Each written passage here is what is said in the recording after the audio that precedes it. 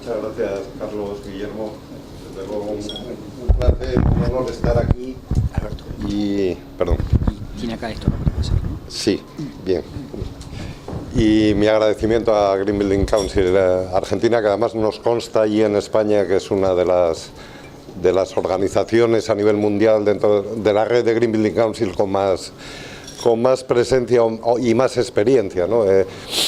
Yo también les digo, estoy en el Comité Ejecutivo de Green Building Council España, y en ese sentido somos una organización bastante más reciente, ¿no? más nueva.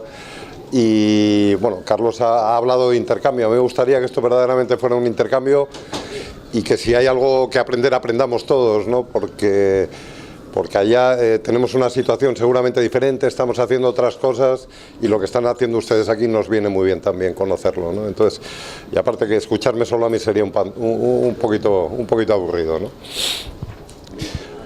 Bueno, mi intención es hablar de certificaciones de sustentabilidad de edificios en España, en Europa. El título es casi una excusa para hablar un poco de cómo se está viviendo este tema de la edificación sustentable en Europa, qué cosas nos preocupan, qué cosas preocupan a los gobiernos, al mercado, al sector, a los profesionales y qué se está haciendo, ¿no? Y seguramente tenemos un panorama, como digo, bastante diferente al que tienen ustedes acá, ¿no? Pero muchas veces las cosas se acaban uniendo en el tiempo. Y yo les proponía hablar un poco de todas estas cosas que tenemos aquí. Es un panorama de la sustentabilidad de edificios en Europa, hablar un poquito de qué tipo de certificaciones de sustentabilidad estamos utilizando ahí en España, cuáles se están desarrollando más y por qué. Me van a permitir que les hable también un poquito de las actividades, que haga un poco de, iba a decir casi de labor comercial, ¿no? De las actividades de Green Building Council España, ya que a pesar de que llevo poquitos meses en el comité ejecutivo, pues bueno, es un equipo seguro que como aquí fantástico, muy activo y están haciendo muchas cosas, ¿no? Y lo último es, bueno, pues un planteamiento, una pregunta, de ideas para hacer para que podamos avanzar en este tema de la sustentabilidad de edificios, sobre todo desde el lado de la demanda, ¿no? Yo entiendo que aquí estamos los de la oferta, ¿no? Los que tenemos cosas que proponer a la ciudadanía, a los mercados, pero ¿qué pasa desde el otro lado, ¿no? Entonces, ¿cómo podemos conseguir de alguna forma llegar a ellos y convencerles de que tenemos que hacer algo en este sentido, ¿no? Discúlpeme también porque vengo con alergia primaveral. Yo sé que he cambiado de estación y tengo ciertas dificultades en el habla, espero que no haya problemas. Bueno, este es un poco un panorama, una fotografía del impacto de la edificación en Europa sobre el impacto medioambiental, fundamentalmente de la edificación en Europa, ¿no? Yo no sé si aquí es algo parecido, pero de los tres sectores podemos decir más importantes, industria, transporte y edificios, en Europa los edificios son los mayores consumidores de energía. Llegan a consumir un 41% de toda la energía que se consume en la Unión Europea. Son responsables también de más de un tercio de las emisiones de gases de efecto invernadero, un tercio, un poquito menos del consumo de agua. La mitad de los recursos naturales de las materias primas que tenemos que extraer acaban también en el sector de la edificación y son responsables también de un tercio de los residuos generados.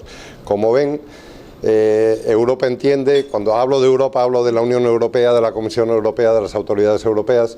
Saben que no tenemos, no es una unión desde el punto de vista político completa, pero sí que cada vez más tenemos un montón de políticas que se arman en Bruselas y que implican y obligan a todos los Estados miembros, que a día de hoy son 28, ¿no? Pues allá en Bruselas tienen bastante claro que el sector de la edificación tiene un impacto enorme en el medio ambiente, en el consumo energético y, por ejemplo, ahora que vamos de camino a la cumbre de París de cambio climático, bueno, no hace falta que lo digamos nosotros los que estamos en este sector, sino que ya los políticos dicen que tienen que actuar sobre el sector de la edificación, ¿no?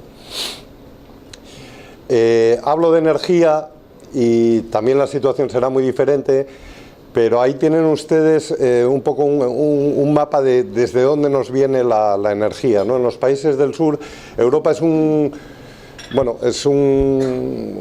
continente, o la Europa de los 28, muy dependiente seguramente como aquí, como en casi todos sitios, de la energía fósil, de los combustibles fósiles, y a la vez con muy pocos recursos. Entonces la energía nos viene de todos esos países. En el caso español, fundamentalmente nos viene, bueno, el petróleo de diferentes países de la OPEP, pero el gas nos viene fundamentalmente de Argelia, ¿no? Y a veces de países en los que la situación política pues no siempre es estable,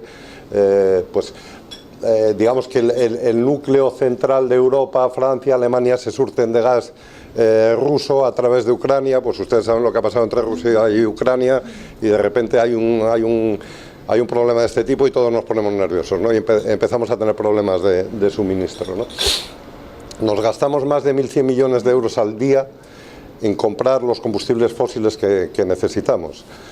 Y en España tenemos una dependencia energética brutal. El 78% de la energía que consumimos la tenemos que comprar fuera, ya les digo, países de la OPEP, Argelia. Entonces, el problema energético en Europa, ya no solo medioambiental, también, pero económico y de estrategia política, es enorme, ¿no?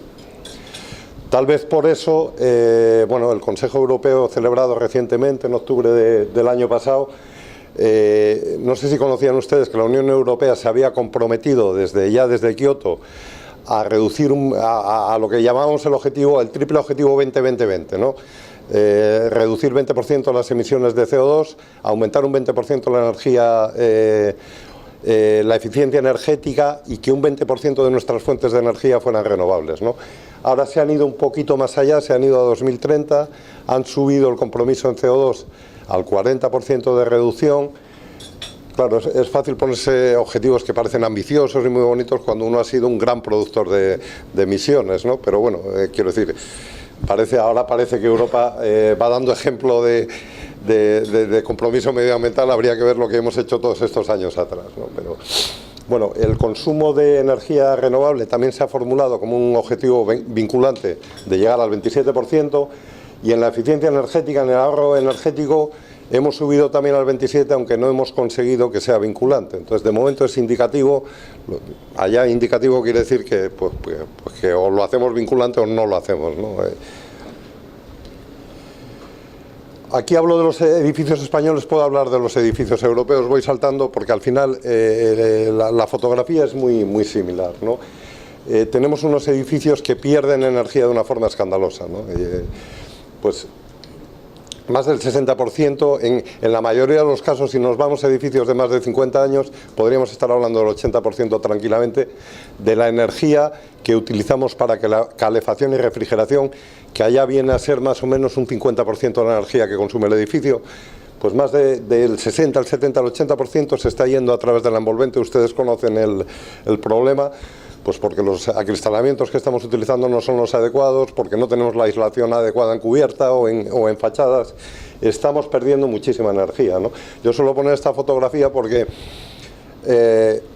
para mí no sé si estaremos de acuerdo, pero uno de los grandes problemas aquí es que las pérdidas de energía no se pueden ver, y cuando uno no ve un problema no actúa, o es difícil actuar, ¿no? Y es muy difícil convencer, por ejemplo, a una autoridad pública de que tiene que hacer algo cuando le está hablando de algo que yo siempre les digo: si esto en lugar de energía fuera agua, usted se volvería esta tarde a casa y vería cómo cae el agua por la fachada y seguramente haría algo, ¿no? Y además los vecinos le dirían: ¿qué está pasando?, ¿no? Como no lo vemos, estamos acostumbrados a pagar una factura energética que va creciendo. Yo sé que aquí el tratamiento de la factura energética pues tiene también cierta ayuda estatal, ¿no? Tiene... bueno, quizás sea de momento, creo yo, quizás sea diferente, pero seguramente el mercado de la energía nos va llevando a todos a lugares comunes, ¿no? Y bueno, allá la gente más o menos se queja de lo que paga, pero no tiene tan claro que está pagando en gran parte una energía que ni siquiera le está sirviendo, que se está yendo a la calle, ¿no? Y además con otro agravante, que hay problemas serios también de confort, de falta de confort en las viviendas, de humedades, precisamente por estos motivos, ¿no? Esto es un panorama un poco de cómo hemos ido evolucionando en legislación en estos temas en España, y explica también de alguna forma por qué tenemos un parque de edificios tan ineficiente desde el punto de vista energético, ¿no? Y aquí pueden ver, yo no sé, esto apunta así. Aquí pueden ver que las primeras normas que tenemos relativas a eficiencia energética son del año 79, pero son normas absolutamente de mínimos. Simplemente, de alguna forma, se anunció que había una cosa que se llamaba aislación térmica, pero realmente no. Entonces, verdaderamente el primer esfuerzo normativo importante se hizo con el Código Técnico de 2007, hace 8 años nada más, ¿no? Eso viene de una directiva europea, ahora comentaré, del año 2002, que Europa en el año 2002 ya dijo: tenemos que tomar cartas en este asunto de la energía, tenemos que trabajar sobre los edificios. Y bueno, hizo una directiva europea en la que a los países miembros les obligaba a imponer una legislación ambiciosa en materia de eficiencia energética de edificios. Se aprobó en 2002, en España hicimos la transposición a nuestro ordenamiento en 2007, tardamos un poquito, ¿no? Y además Europa decía, y además cada 5 años lo tienen ustedes que revisar y lo tienen que ir incrementando, hasta el punto de que la última exigencia es que a partir del año 2020 todo lo que se construya en Europa, todos los edificios deben ser edificios de consumo casi nulo. El casi tiene que ver con dejarle también un poquito margen de maniobra a cada uno de los Estados miembros, porque lógicamente las circunstancias no son, incluso climáticas, no son exactamente las mismas, ¿no? Pero esta ambigüedad del casi no se puede entender como una puerta abierta a cualquier cosa. O sea, realmente todos los países tienen claro que los edificios que se construyan en Europa a partir de 2020, a partir de 2018, si son edificios públicos, apenas deben necesitar energía. Y la energía que necesiten, además, la deben producir in situ mediante fuentes renovables.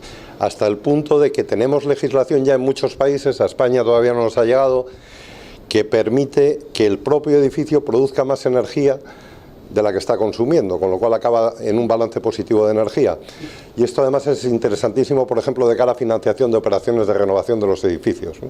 O sea, si yo puedo hacer una operación de renovación y a la vez que por instalación de aislaciones y por mejora de la eficiencia bajo mucho la necesidad energética del edificio, a la vez me dejan instalar paneles para dotarme de energía, pues lógicamente ese excedente de energía que puedo venderle de vuelta a la red eléctrica, pues me puede ayudar a financiar la operación, ¿no? Bueno, ven un poco el panorama que hemos seguido, y el problema que hemos tenido en España y en Europa en general es que ahora mismo en España hay 26 millones de viviendas y 24,5 se construyeron antes de las primeras normas, ¿sí? Y 1,5 se han construido entre las primeras normas y el primer Código Técnico. Es decir, prácticamente la totalidad del parque de edificios es muy ineficiente desde el punto de vista energético. Entonces, está muy bien, por supuesto, que hayamos cerrado el grifo de la energía con una legislación que ya no nos va a dejar seguir haciendo las cosas igual. Pero es que ahora mismo en España estamos construyendo a razón de 50.000 viviendas año. Es verdad que venimos, y seguro que aquí lo han oído, de una gran burbuja inmobiliaria, nos volvimos locos, construimos más de lo que necesitábamos y ahora tenemos un stock de viviendas que tiene que ir bajando poquito a poco. Pero aún así, un poco por el nivel de crecimiento vegetativo del país, necesitamos 250.000 viviendas año. A 200.000 viviendas año, por muy restrictivos que seamos ahora con la ley, va a ser muy difícil que lleguemos a cambiar el panorama de todo el parque de edificios que tengamos. Vamos a necesitar 50 o 100 años. En definitiva, Europa está intentando cambiar su modelo energético, necesita cambiar su modelo energético y tiene claro que tiene que apostar en primer lugar por el sector de la edificación, que es el número uno, el campeón del mundo allí de los consumidores y de los emisores de gases de efecto invernadero, ¿no? Bueno, ya les hablo de las consecuencias macro que tiene para los países en cuanto a estrategia política, problema de balanza comercial, impacto medioambiental y en definitiva la productividad del país, pero también para los ciudadanos, consumos excesivos, falta de confort, problemas de salud, pobreza energética. Yo no sé si aquí utilizan el término. En Europa hay toda una metodología para calcular lo que se llama pobreza energética, que son, en definitiva, es hogares y familias en vulnerabilidad, en riesgo de vulnerabilidad energética, ¿no? Y hay dos indicadores que se manejan. Uno, me da la sensación de que me estoy poniendo muy dramático. Luego lo animamos un poco, ¿no? Hay un indicador que tiene que ver con las encuestas que hacen los gobiernos a sus ciudadanos, y en esas encuestas hay ciudadanos que directamente declaran que no pueden pagar la energía que necesitan para mantener la temperatura de su casa, ya no les digo a 20-21 grados, sino al 18, a los 18 me parece que es el mínimo que marca la Organización Mundial de la Salud, como donde está el umbral de problemas de salud, ¿no? Bueno, en España ahora mismo estamos aproximadamente en el 15% de hogares. Otro indicador que se utiliza normalmente es cuando tenemos que pagar más de un 10% de nuestros ingresos, dedicarlos al gasto energético, ¿no? Entonces también se considera que hay un problema de pobreza energética. Al final, ¿por qué tenemos situaciones de pobreza energética? Los precios de la energía suben, la crisis económica hace que bajen los salarios y en el medio de todo, pues los edificios se dedican a tirar toda la energía que tienen, ¿no? Con lo cual tenemos un panorama que efectivamente lo estoy poniendo un poco dramático. Bueno, como les digo, Europa comienza a legislar en el año 2002, empieza por decir, tienen ustedes que poner en marcha códigos técnicos de edificación y empieza a hablar ya también de cómo vamos a medir la eficiencia energética de los edificios. En definitiva, empieza a hablar de certificación energética, de la etiqueta energética de los edificios, ¿no? Esto entra en vigor en 2003, aplica en 2006. En España el primer código es 2006, lo tenemos que renovar cada 5 años, 2006-2011, lo hemos renovado en 2013, porque hemos tardado un poquito más, ¿no? Siempre es un poco el eterno, la eterna dificultad, ¿no? Pero bueno, pero va llegando, las cosas van llegando, ¿no? Luego, en 2010 ya se establece exactamente el procedimiento de certificación de la etiqueta energética. Todos los países de la Europa de los 28 tienen una etiqueta energética que es obligatoria. Ahora les contaré en qué condiciones. Y en 2012 hay una directiva mucho más ambiciosa, si se quiere, de eficiencia energética. Afecta ya a todos los sectores, no solo a la edificación. Y en el caso concreto de la edificación, le dice dos cosas a los países miembros. Uno, que tienen que definir estrategias ambiciosas de rehabilitación energética de su parque de edificios, y otra, que además tienen que dar ejemplo a los ciudadanos. Y entonces tienen que hacer una renovación energética ambiciosa del 3% de sus edificios, de los edificios de la administración, del gobierno. El 3% lo tienen que renovar cada año, para ir cambiando ese panorama que tenemos y de alguna forma además no solo legisla, sino que pone dinero encima de la mesa, de la caja común saca y pone mucho dinero. Hay mucho dinero ahora mismo en Europa para rehabilitación. Otra cosa es que estemos consiguiendo que ese dinero dé resultado, porque al final no nos engañemos, al final está el ciudadano, que afortunadamente es el que decide, y es el que decide si quiere rehabilitar o no. Entonces, por mucho que inventemos leyes y demás, el otro día lo comentaba una intendente en el foro de intendentes en Resistencia, por mucho dinero que pongamos, muchas leyes, si no llegamos al ciudadano y le hacemos ver que tiene un problema y a la vez una oportunidad, pues no hacemos nada, ¿no? Este es un poco por hacer, si quieren, una síntesis de esta primera parte que les hablo. Es un poco una fotografía dentro de lo que sería la sostenibilidad de los edificios, en esos tres pilares que todos conocemos de impacto medioambiental, impacto para las personas o impacto social y impacto económico. ¿Qué es lo que preocupa en Europa, ¿no? Lo que preocupa, como les digo, es la energía en su doble vertiente, bueno, en el caso medioambiental, por las emisiones que tenemos. Para eso estamos planteando que los edificios nuevos deben ser edificios de consumo casi nulo y estamos planteando estrategias muy ambiciosas de renovación del parque de edificios. En cuanto a las personas, nos preocupa el confort y la salud, no solo por este tema de la pobreza energética que les decía, sino por el confort en general.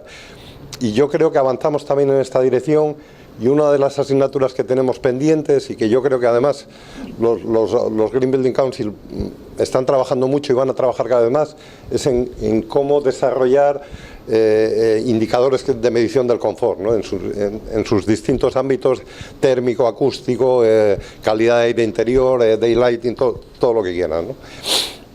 Y por último, en la parte de economía, una vez más, nos preocupa el costo de la energía que utilizan nuestros edificios, y en Europa se habla mucho de una cosa que a veces está muy bien y a veces es casi se nos vuelve en contra, que es el optimal cost, ¿no? Hay toda una metodología desarrollada para que dentro de esta estrategia de impulso a la rehabilitación no hagamos cualquier cosa, ¿no? Sino hagamos cosas que sean coste eficientes, ¿no? Que verdaderamente, bueno, pues es un poco, digamos, dónde estamos posicionándonos ahora mismo en el tema. Ven que no hablo a lo mejor de residuos de agua, no digo que no preocupe, pero es que ahora mismo preocupa esto, ¿no? Esto es un poco lo que está en la agenda, sobre todo política, ¿no? El consumidor en el fondo elige lo que le ofrecen. En el fondo es la industria, es quien pone las viviendas, los edificios. Acá igual hay más autopromoción, autoconstrucción, ¿no?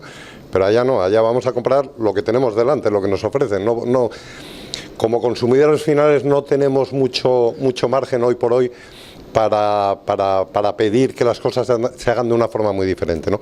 Afortunadamente va cambiando y la última parte que les decía, desde el lado de la demanda, precisamente intentaba abrir un debate en ese sentido, ¿no? Por supuesto nos pasa absolutamente lo mismo con las carpinterías, con los marcos de las ventanas, con los vidrios en España y también con las aislaciones, ¿no? En principio la idea es que las legislaciones que se van aprobando se aprueban con vocación de ser un nivel de mínimos, ¿no? Y de hecho en el preámbulo, en el preliminar del Código Técnico de Edificación de 2007 se habla de eso, ¿no? Esto es un código de mínimos, ya la industria se va a ocupar de ir mejorando estos niveles, ¿no? La realidad al final es que la industria, quizá porque el mercado no se lo reconoce, o la industria pues cumple la ley y casi se queda ahí, ¿no? Entonces, efectivamente, hay empresas que tanto en la parte de huecos como en la parte de aislación de muros opacos van desarrollando nuevas soluciones cada vez más innovadoras, con mayores prestaciones, pero a lo mejor van por delante de la ley, ¿no? Y tienen que ir tirando, esperando que la ley vaya subiendo para que verdaderamente lleguen a mercado, ¿no? Pero desde luego nuestra experiencia es que la cosa va avanzando, ¿eh? Hoy en España la gente tiene muy claro lo que es una carpintería, pues si es una carpintería metálica, las roturas de puente térmico, si es una carpintería de PVC, pues seguramente no hay que hablar de eso, pero son carpinterías de alta eficiencia. Hoy en España la gente tiene cada vez más claro, el doble acristalamiento se utiliza sí o sí, siempre, o sea, es ya muy raro, por ejemplo, en residencial, utilizar un vidrio simple, es que ni siquiera llegaríamos a los niveles de la ley, ¿no? Incluso empezamos a tener claro, aunque cada vez es más complicado, que influye también la orientación de las fachadas y que no hay por qué poner exactamente la misma solución de ventana en una fachada este que en una norte o una oeste, sino que hay que adaptarla un poco a las necesidades que tiene. Ahí también nos encontramos con cierta inercia de la propia industria y ahí también nos encontramos a veces con que, aunque el consumidor final quiera hacer determinadas cosas, luego llega la industria, un instalador, y dice: no te compliques la vida, vamos a hacerlo como siempre. Pero bueno, son inercias que van cambiando, ¿eh? O sea, yo estoy absolutamente convencido de que vamos por ahí. Lo que ya no estoy tan seguro es la velocidad que llevamos, ¿no? Y a veces, pero no se negocia. El camino es ese. Entonces yo creo que todo aquel, en cualquier ámbito profesional, bueno, es una humilde opinión, ¿no? Pero todo aquel que apueste por esto está apostando por un caballo ganador. Les quería hablar un poquito de esto también, ¿no? Del sistema de certificación de edificios que tenemos allá en Europa, que puede cambiar un poquito de unos países a otros, pero más o menos las normas que tenemos son muy parecidas. Este es la certificación que se utiliza en España, que es obligatoria desde el año 2013, para cualquier edificio o vivienda nueva que se construya, para cualquier edificio o vivienda existente que se someta a transacción, ya sea venta o ya sea alquiler, y también para todos aquellos que tengan más de 50 años. Si yo tengo una vivienda de más de 50 años, voy a tener que hacer, bueno, ya tengo que hacer una inspección de las condiciones estructurales, tengo que hacerle lo que allá llamamos, ahora se llama el informe de evaluación del edificio, antes era una inspección técnica del edificio, ¿no? Y ahora ya se ha incorporado el vector energético a esa inspección, ¿no? Esto no quiere decir que cuando yo tengo una vivienda de más de 50 años me van a obligar, no me van a declarar en ruina energética mi vivienda, como me pueden declarar en ruina estructural, ¿no? Pero sí por lo menos me van a obligar a que llame a un técnico competente, me haga una evaluación del estado energético de la vivienda, me dé un informe y me dé una etiqueta. Y esa etiqueta además la tengo que enseñar. Y si yo quiero alquilar mi edificio, mi vivienda, o vender a un comprador, le tengo que decir: oye, ojo que aquí te estoy vendiendo un agujero energético fantástico, ¿no? Entonces, esto lo bueno que tiene es que, aunque la energía no se ve, por lo menos sí que se puede estimar, ¿no? Y además es un modelo que para el consumidor de a pie es muy reconocido, porque lo tenemos en electrodomésticos y funciona muy bien, lo tenemos en equipos de bombillas, equipos de iluminación.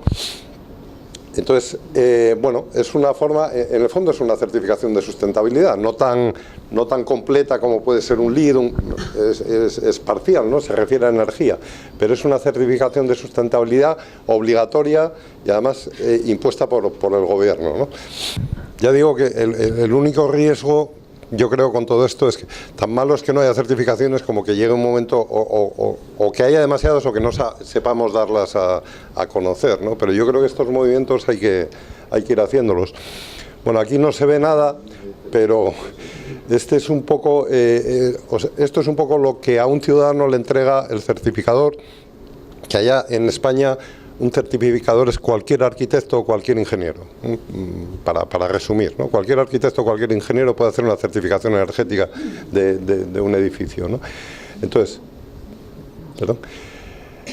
Bueno, pues lo que hace el informe, o sea, no es solo la etiqueta que se enseña, detrás hay un informe, se habla de las características energéticas del edificio, por supuesto, de la calificación energética obtenida, que allá en España, y no es muy habitual en otros países, se refiere a las emisiones de CO2. Generalmente en otros países la están refiriendo al consumo de energía primaria no renovable. Bueno, esta digamos que es la calificación que se utiliza para todo, ¿no? O sea, el indicador principal, pero luego en el informe vienen otros indicadores. Esta es la calificación en CO2, como les digo, pero viene el indicador de demanda de calefacción, el indicador de demanda de refrigeración, un indicador global también de consumo de energía, pero el que estamos utilizando es el de CO2 y el gobierno español está pensando cambiarlo, el Ministerio de Industria español, porque sí. Una consulta, ¿hay algún premio impositivo respecto de mejor certificación por parte del gobierno español? No, ahora mismo no. Bueno, lo que hay es que, como le decía antes, estamos intentando impulsar la rehabilitación, la renovación, ¿no?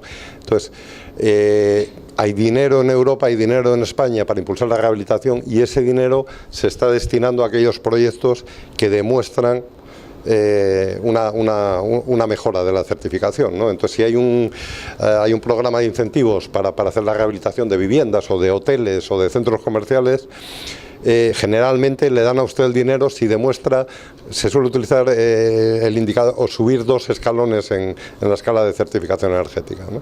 Es un poco lo que...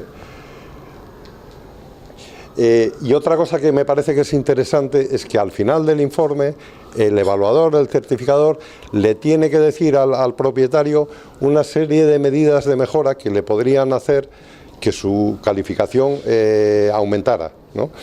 Por supuesto no son medidas obligatorias, ¿no? Como digo, la ley, pero bueno, ya es algo que nos digan, oiga, que sepa usted que está por aquí, que es un pequeño desastre, pero que si pusiera... bueno, pues si cambiara las ventanas o si pusiera aislación por el interior o si hiciera determinadas cosas, su resultado iba a ser este, ¿no? Todo esto además se calcula con un software, con un programa informático que ha elaborado el Ministerio de Industria. No lo han elaborado ellos, no lo han sacado a concurso público, han sido ingenierías, pero es un software oficial, ¿eh? Entonces, todo el mundo calcula la eficiencia energética de la misma forma y la certifica de la misma forma. Y es a partir de ahí, cuando uno empieza a tener esos estándares y esas herramientas que son comunes para todos, cuando se pueden empezar a armar muchas estrategias, ¿no? de financiación de todo tipo, ¿no? Porque ya sabemos todos de lo que estamos hablando. ¿Qué más les puedo decir? Pues les puedo decir esto, que la certificación en España apenas lleva la obligatoria un par de años, que a día de hoy se han certificado más de 1 millón de edificios y viviendas, y me vuelvo a poner un poco catastrofista, pero este es el panorama que tenemos, ¿no? Saben que de calificación elevada, ahora mismo el último Código Técnico de Edificación está pidiendo... Porque una cosa es el procedimiento de certificación, que simplemente es un procedimiento de obtención de la etiqueta, nadie dice... Y otra cosa es el código técnico, que ahora ya dice, cuando usted construye algo nuevo, tiene que estar por lo menos en este límite, entre B y C. Y ven que no llegamos al 1%, es decir, 99 de cada 100 viviendas que hay ahora mismo en España no cumplen la ley que se aplica hoy. De alguna forma el mal está hecho, ¿no? Porque incorporamos la aislación demasiado tarde, pero bueno, tenemos que cambiar las cosas, ¿no?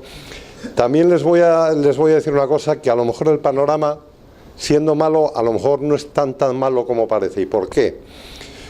Porque, como les decía antes, se faculta a todos los ingenieros y arquitectos para hacer certificación.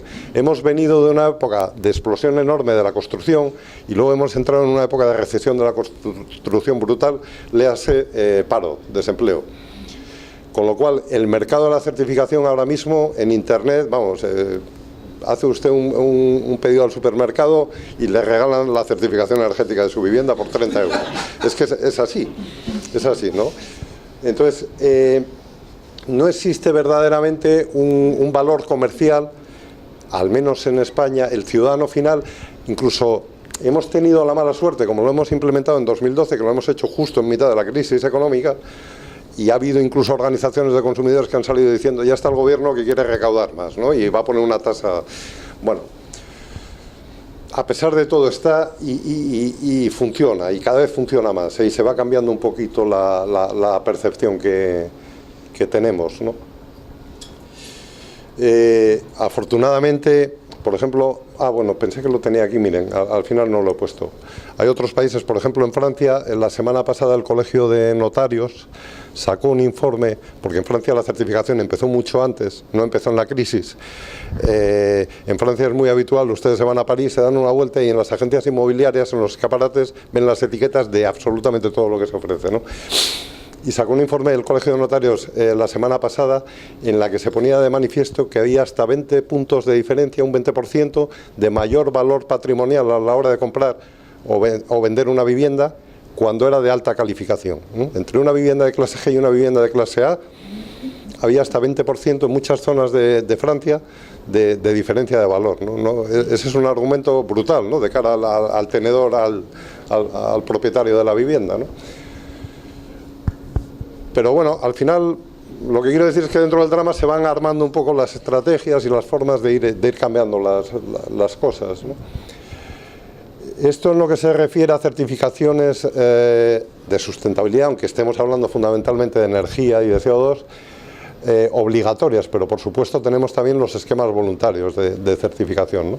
Y en España ahora mismo aparece alguno más, pero básicamente están apareciendo estos tres, ¿no? Por supuesto el LEED, que digo que es pionera porque yo creo que es la primera que empezó a funcionar allá, que además es una marca muy reconocida. Cuando digo marca es que la gente sabe o entiende que un edificio con certificación LEED, platino, gold, no sé qué, verdaderamente es algo especial, ¿no?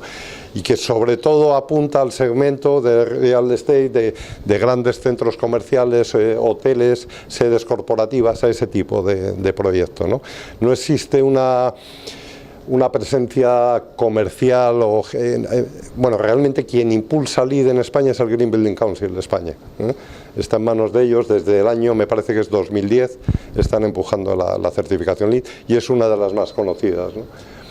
Hace cosa de 4 o 5 años, un poquito después que, bueno, LEED ya existía antes de que lo empujara Green Building Council de España, lo que no existía era Green Building Council de España, entonces, pero apareció BREEAM, que saben que tiene origen inglés, con una orientación mucho más diversa en cuanto a la tipología de edificios, de alguna forma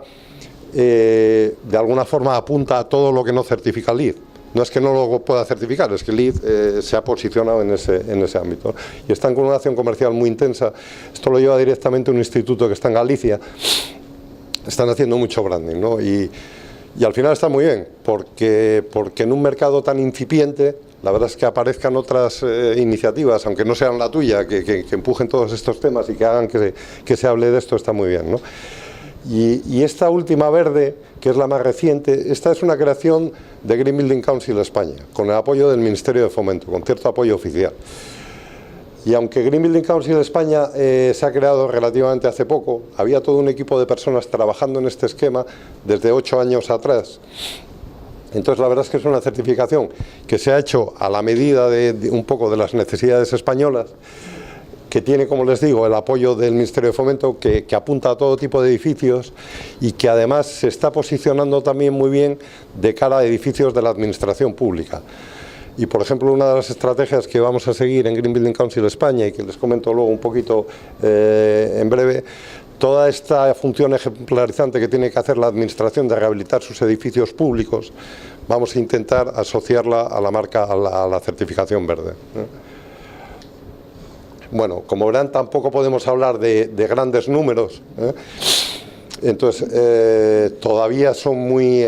bueno, en el caso del LEED, si quieren, de lejos es la que más se está utilizando. No son muchos certificados, pero son edificios muy singulares, y se conocen mucho. Y bueno, aquí tienen un poco también, no sé, me parecía curioso ver el número de profesionales que están formados en España para la certificación LEED, BREEAM y Verde. Ven que con la Verde hemos empezado por la formación.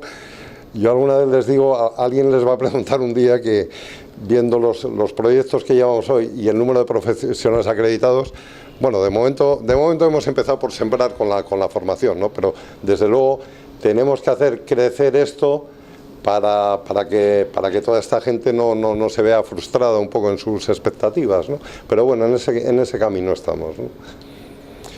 Bueno, esto no sé, lo he puesto para nada realmente, porque es todo el listado para decirles que si tienen interés, tengo todo el listado de edificios registrados y certificados. Una cosa que me llama la atención, quizá porque conozco menos el tema, y yo no sé los que trabajan en esto, es que el número de certificados frente al número de...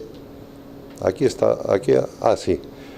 Frente al número de registros me parecía relativamente bajo. Yo no sé si es habitual esto. Entiendo que registros cuando uno empieza o sea, que se quedan muchos proyectos en el camino, que no llegan a... Porque he visto mucho proyecto en el listado de registros, mucho proyecto del año 2010. Tampoco sé decir si es que el proyecto no se llegó a ejecutar o simplemente si se registró y por razones de costo o algo así dijeron, pues ya no lo certifico, ¿no? ¿Qué más? Bueno, este es, como les digo, el listado. Y otro tipo de certificación que no aplica en este caso a edificios, sino a materiales, pero me parece, Guillermo, Carlos, que tenéis algo parecido. Yo he visto algo parecido o me lo estoy inventando, no quisiera.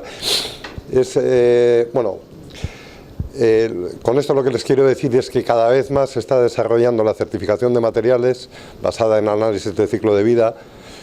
Allí las llamamos DAPS, porque nos gusta lo de la traducción en lugar de EPD. Aquí creo que hablan ustedes de la EPD, nosotros es Declaración Ambiental de Producto. Y bueno, como les digo, se está desarrollando cada vez más. En el caso nuestro en Saint-Gobain, todos los productos tanto de placa, de morteros, de aislaciones, de vidrios, todos los tenemos ya certificados, y además certificados y verificados, en nuestro caso con Bureau Veritas lo hemos hecho allí, ¿no? Y además el Green Building Council nos ha proporcionado, no solo a nosotros, a otros fabricantes, una plataforma donde mostrar los productos que tenemos con la certificación de DAP y además la contribución que tienen a los distintos esquemas de certificación, ¿no?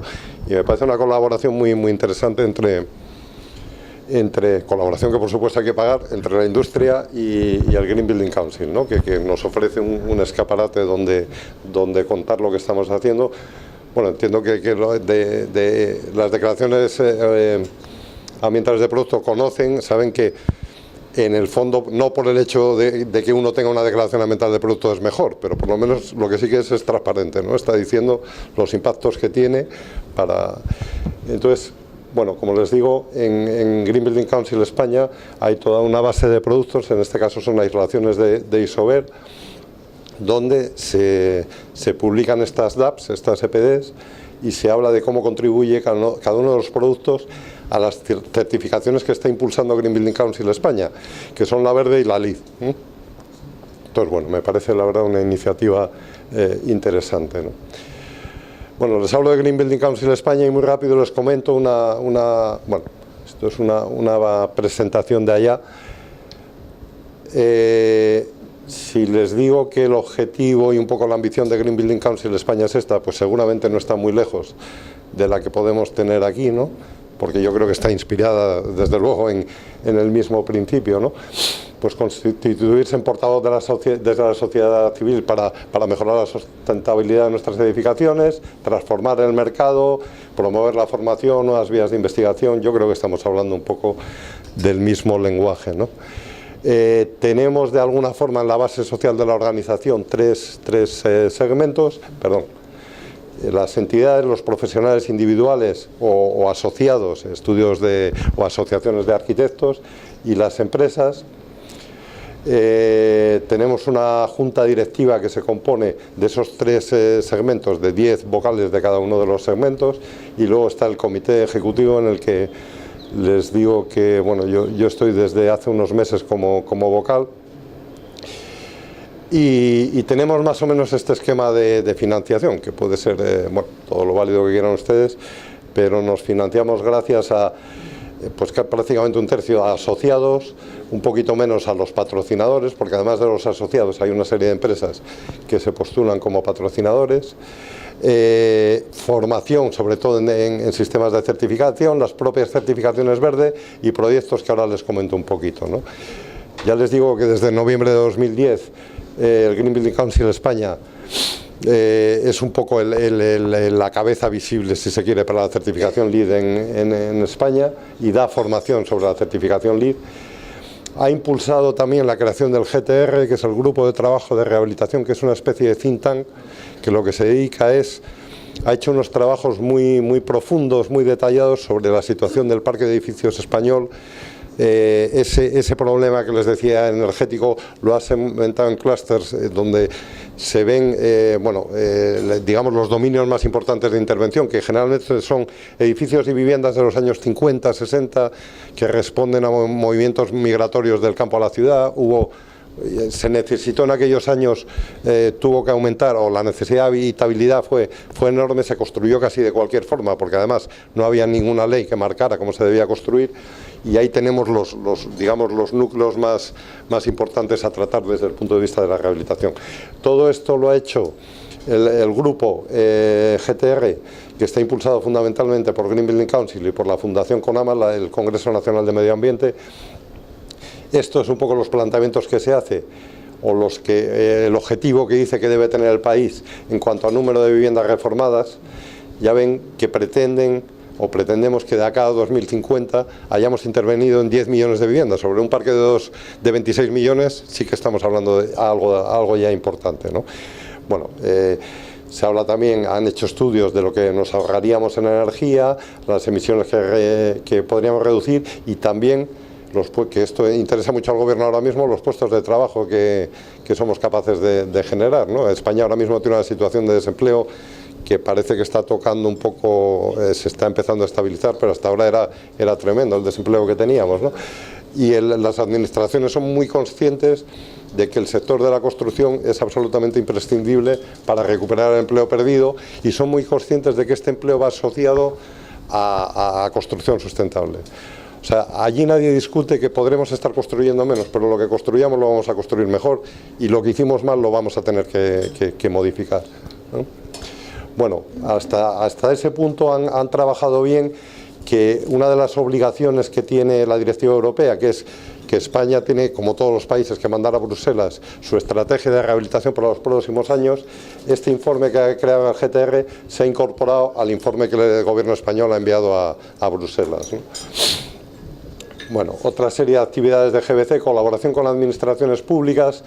Han trabajado mucho con el Ministerio de Fomento, que ya les digo que además les ha impulsado la creación de la herramienta verde. Tenemos ahora mismo un proyecto que me parece interesante, es lo que les decía antes, ¿no? Utilizar la certificación verde, la que hemos desarrollado allí, como una guía para todo el planteamiento de renovación de los edificios públicos, de los edificios del Estado, ¿no? Entonces ahora mismo hay un proyecto que se llama PARAE, que me parece que son 300.000 euros que ha puesto encima de la mesa el Ministerio de Fomento, y que ha entregado a Green Building Council, para que en 2 años les ayuden a desarrollar. Esos son 3 millones de pesos, sí. Pues eso, aquí el Ministerio de Vivienda que le dé a Green Building Council 3 millones de pesos para que en 2 años desarrollen estrategias y protocolos para mejorar la calidad de los edificios públicos, ¿no? Hombre, allí lógicamente todo está ayudado por una cultura a nivel europeo, en el sentido de que la edificación tiene que cambiar, ¿no? Y digamos, de alguna forma allí las autoridades tienen muy visibilizado el problema, ¿no? Acá igual no. Bueno, poquito a poco va creciendo. Esto también explica que a día de hoy todavía no tengamos muchos proyectos, ¿no?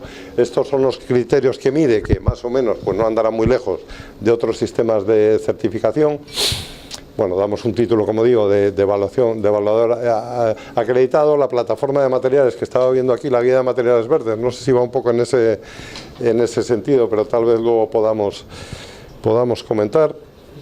Y también proyectos europeos, y yo creo que este es otro de los vectores fundamentales para cambiar estas cosas, y es el asociarse, ¿eh?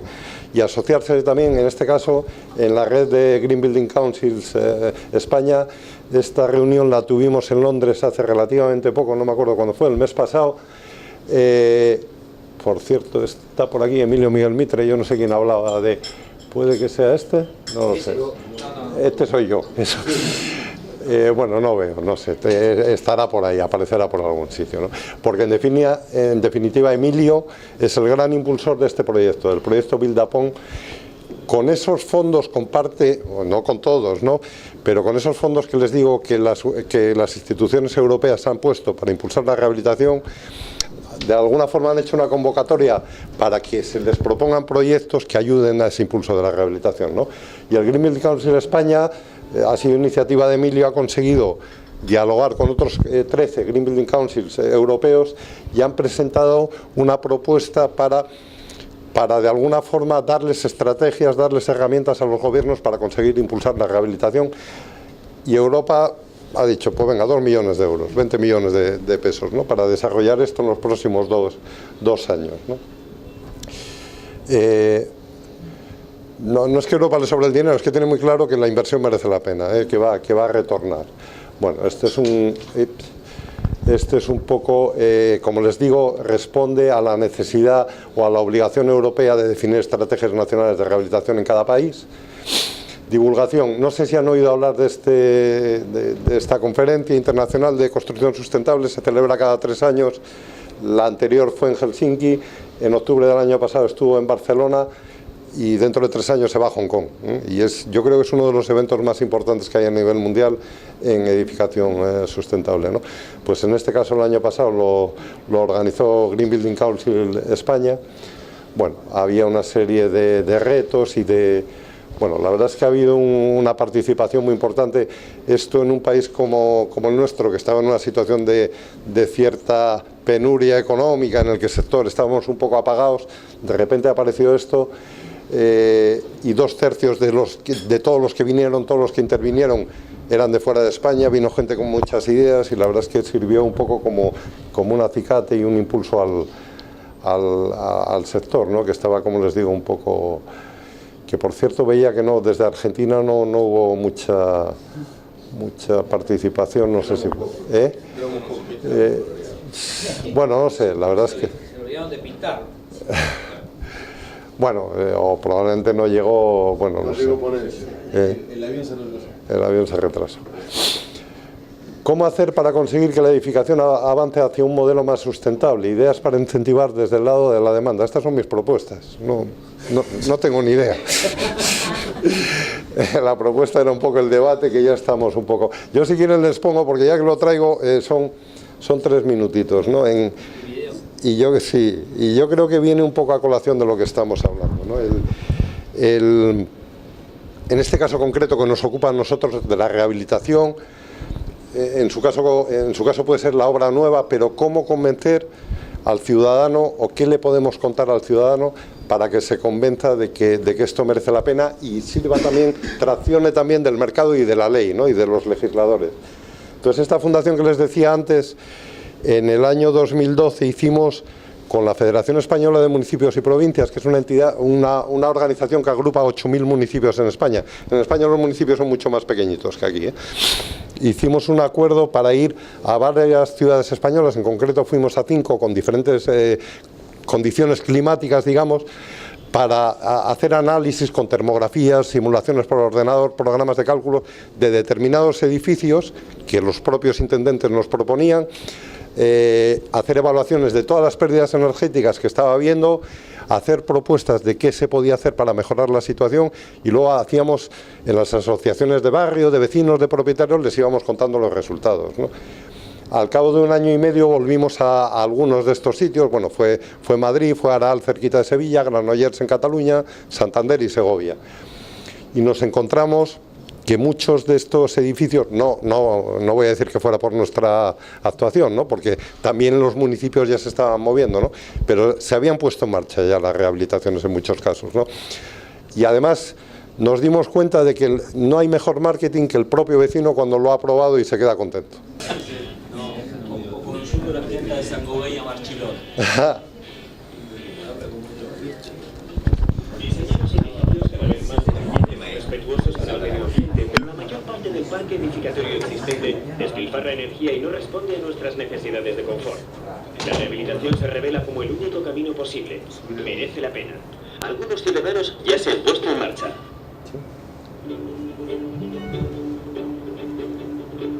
Ahorro energético, ruidos, las aguas, problemas que teníamos de humedades, y te hace vivir pues mucho más tranquilo. Sabes que tienes un hogar, ¿no? Que tienes un hogar donde que está acondicionado, ¿no? Mi casa antes de la rehabilitación era muy fría, entonces pues se notaba muchísimo. Con la rehabilitación se está mucho mejor porque se nota más caliente, o sea, hay un ahorro de energía y bueno, un ahorro al final económico. Antes de la rehabilitación, las calefacciones prácticamente estaban 12-14 horas puestas todas. Ahora prácticamente están a la mitad, o menos de la mitad.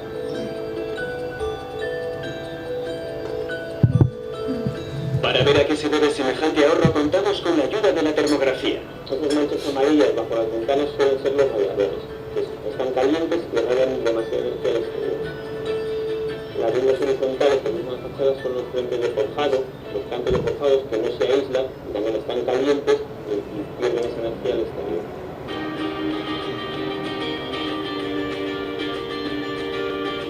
Ya no se ven los frentes de forjado, las franjas amarillas, ese calor no se pierde al exterior. De las obras que se pedían, a los vecinos siempre se ponía como obligatorio el aislamiento de cubierto de fachada. Es verdad que eso implicaba un poco más de desembolso económico, pero a la larga pues ha resultado muchísimo más satisfactorio. Cuando un área de rehabilitación como Ciudad de Los Ángeles ha tenido una capacidad de respuesta tan amplia, pues para el ayuntamiento es una satisfacción. Vemos así que el primer paso es que los ciudadanos sean conscientes de las deficiencias de sus viviendas. Pero a veces, la toma de decisiones en el seno de la comunidad resulta un proceso largo y complicado.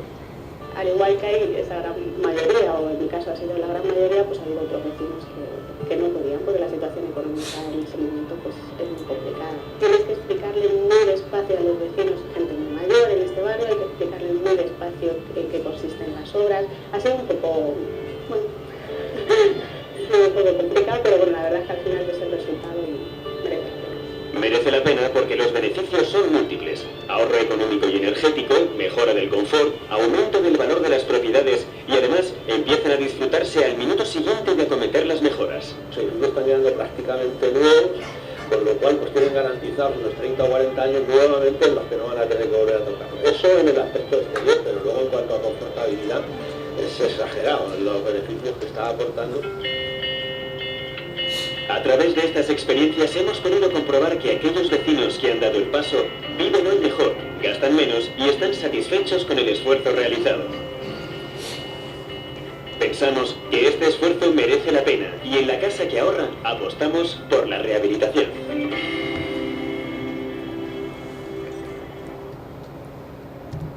Bueno, pues ya les digo, hasta aquí hemos llegado, ¿no? Es una